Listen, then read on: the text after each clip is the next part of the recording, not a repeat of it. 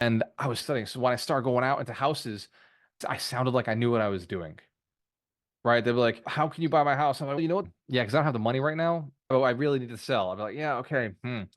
Here's something I could do. I could do subject to. I could take it over, or you could carry the note. Basically, it's like being the bank." And so I knew how to have the conversation because I knew the 27 different strategies. And sometimes I would blend them together, and I would do a seller financed partial notes, like they'd take a little piece, and I get the rest traditionally done, or a sub two. I was like, the only way I can do this if I took over your mortgage because you got no equity. Because I don't want to go to the bank. I don't want to get pre-approved. I literally am buying 3 houses right now. My credit's tapped. There's no way a bank will talk to me at the moment. She said, sure. If I didn't know that was a strategy, I never would have been able to have that conversation. So it's really important. Download the PDF, go down each one of these, uh, go into ChatGPT and say, hey, based on Dave Lindahl's 27 creative strategies, what are other strategies you can come up with?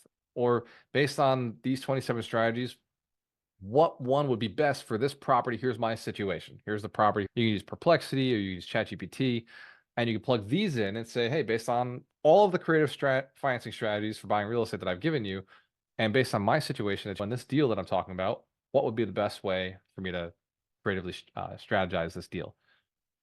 Show of hands if that makes sense. We understand how to use ChatGPT and how a prompt like this would be like ridiculously valuable for you to have all these different creative negotiation strategies. And it has to be specific to you and it has to be specific to the seller. That is how creative financing works.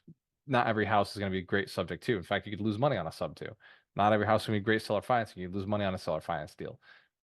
Doing it in a way that works for you and works for them. And also be cautious because ChatGPT will make it very equitable. You don't necessarily want all your deals to be equitable. You may want them to be favoring you in some cases. So ChatGPT may say that good stable interest rate would be 8%. Those statements help you get around some of the walls that ChatGPT puts up. Yes, I will put it in the chat. I see you. You got there it is. Here is the article. Then inside the article, just click on the hyperlinks that I put in there. All right. We're ready for 20 more? We want the I other have, 20? All right, thumbs I up have if a we want quick the other question. 20. All right, cool. Let's go. And I want to be honest about these 20. I Googled this. This was before ChatGPT. I just went out and said, hey, Google, what are creative financing strategies that real estate investors use? So I'm going to just list them. And it is so cool because they're in addition to what we just learned. There are a lot of ways to invest in real estate. And that final one, creative financing, including seller financing, contract for deed, or lease purchase agreements, that's the other 27 that we just looked at. There's a lot of ways to finance a real estate deal. Wow, money's not the issue. My ability to negotiate might be the issue. The fact that I didn't know what to say previously might be the issue. Wow, it's not that I need to raise capital. That's not why I'm not buying real estate. It's because I haven't submitted an offer on a property. That's probably why I'm not buying real estate. For other resources and free courses, you go to alchemiststation.com.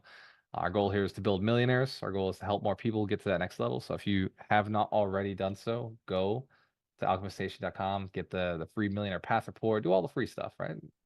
So, with our focus being large multifamily properties, I know you mentioned partial seller financing and hard money lending. I was wondering if there were any other strategies that you would recommend that you've had success with. Yeah, agency debt. I like agency debt. And I also like really seller financing when it comes to the commercial side.